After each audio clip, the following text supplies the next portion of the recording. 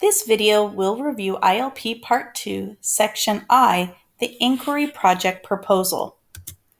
Section I is part of ILP Part 2 and due with sections F through H. Please check Canvas for the specific due date of ILP Part 2. You can click on the link to Section I on Slide 2 to take you directly to the slides in this video for the Inquiry Project Proposal. This video is devoted solely to the Inquiry Project Proposal since it has several parts to it and we want to ensure that you are set up for success for your Inquiry Project. Be sure to read the directions and any examples on the ILP document carefully to assist you in completing the requirements. There are also a lot of resources in Canvas, including a guide document specific to the Inquiry Project with more detailed directions, rubrics, and elementary, secondary, and special education examples that you can refer to, as well as the other resources listed on this slide. Candidates will conduct an inquiry-based action research project in the spring semester of each year during their induction experience. The Inquiry Project provides candidates the opportunity to test a new instructional solution or tool that they have learned about over that year. The instructional solution they choose to explore will address a student-focused learning concern that they have determined for that year's class and have documented in ILP Part 1. Candidates' inquiry projects will be rubric assessed to determine their competence in applying a cycle of analysis and reflection to their teaching practice. The inquiry proposal will provide candidates with a plan for a successful inquiry project. The proposal must be approved before the inquiry lessons can be taught. After determining an instructional solution or tool to test in the classroom, candidates will complete the three parts of the proposal: the driving question, the data to assess the effectiveness of the solution, and selecting the three case study students. Candidates and mentors may want to devote several weekly meetings to this process to allow time to fine-tune and create the proposal. Candidates and mentors should work collaboratively to develop the driving question. After selecting the instructional solution to test, begin by completing the prompts for each part of the driving question. Part A is where you'll list the tool or strategy you want to test, also known as the instructional solution, and noted in orange in the sentence frame.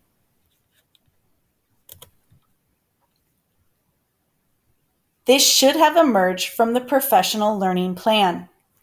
Part B is where you will list the class you will try this with. Examples include 3rd grade if it's a self-contained elementary classroom, or 8th grade 7th period math class if secondary. This is light blue in the sentence frame. For Part C, list the specific learning concern it will address. This should be directly linked to your student-focused learning concern from Part 1 of your ILP, but may be a subcategory of the larger focus. This is noted in darker blue in the sentence frame. Once you have all of this information, simply plug it into the sentence frame. Be sure to reread it for clarity and check for alignment with other parts of your ILP. An example of this will be provided on an upcoming slide after we discuss the data collection. During the inquiry project, candidates will collect and analyze a set of whole class student work 3 times formally. Since you will be implementing the inquiry project over the course of a month, you should formally collect data at the beginning of the project, middle, and at the end. There can be more than one type of data collected, but at least one type should directly assess the effectiveness of the instructional solution.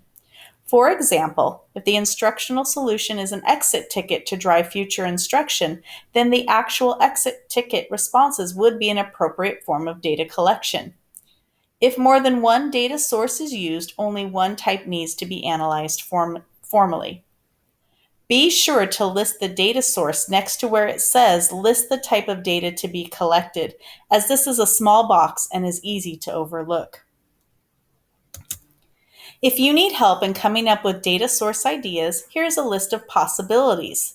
This resource is titled Common Classroom Data Sources and can also be found in Canvas.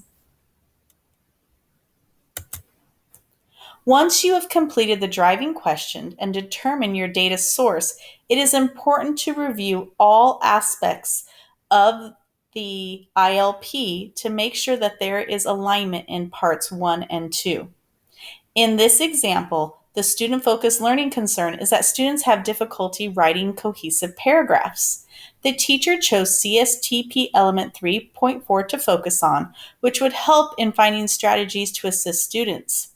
The teacher growth goal is about using a variety of graphic organizers to help students organize their writing.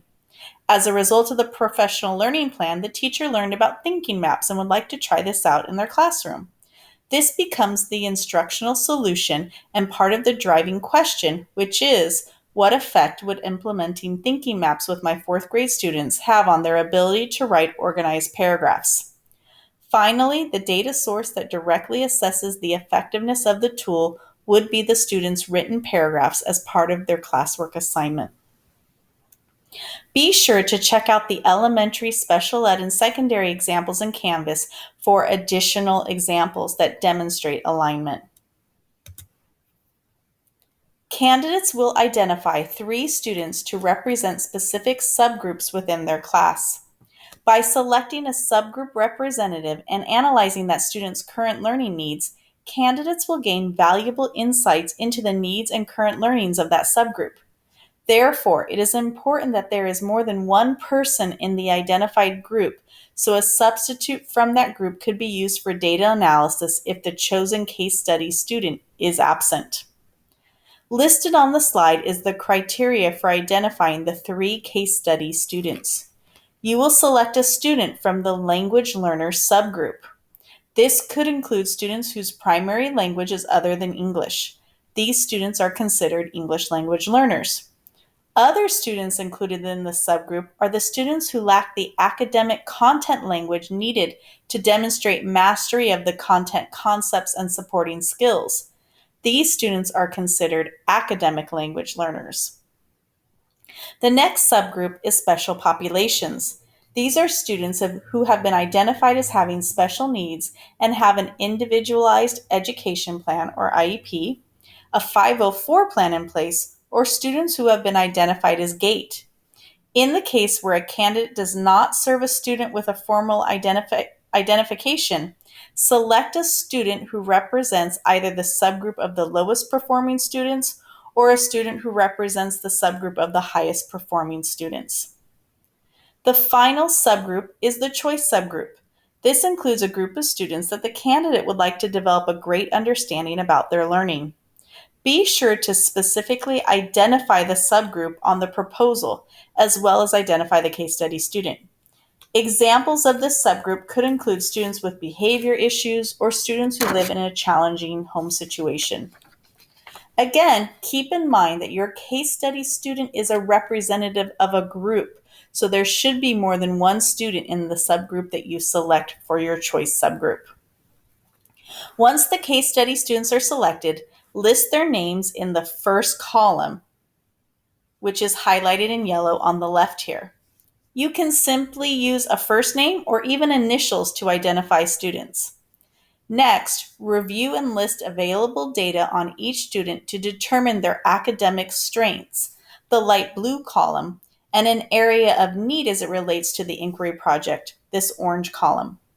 These strengths and areas of need should be tied directly to the learning outcome in the driving question. For example, if the learning outcome is related to improving problem-solving skills in math, a strength could be that the student can solve one-step word problems. An area of need could be pacing because the student tends to rush to finish and therefore skips the important steps in the problem-solving process. An area of strength would not be that the student is good-natured in class, as this is not directly related to the learning outcome. Be sure to provide supporting data for both the strengths and the needs, which is highlighted in the darker blue in the chart. As a reminder, be sure to check out all the available resources in Canvas, especially the guide documents, rubrics, and samples. It is helpful to review your document with your mentor while using the rubric to be sure you have met all requirements. Both candidates and mentors have multiple resources to assist in the ILP journey, so please check Canvas and reach out to your mentor or lead mentor with any additional questions you may have about any section of ILP Part 2. Once all sections have been completed, upload the document to Canvas for feedback. Please wait to begin your inquiry project until ILP Part 2 has been assessed and approved in Canvas. Again, for any additional questions, please reach out to your mentor or lead mentor for support.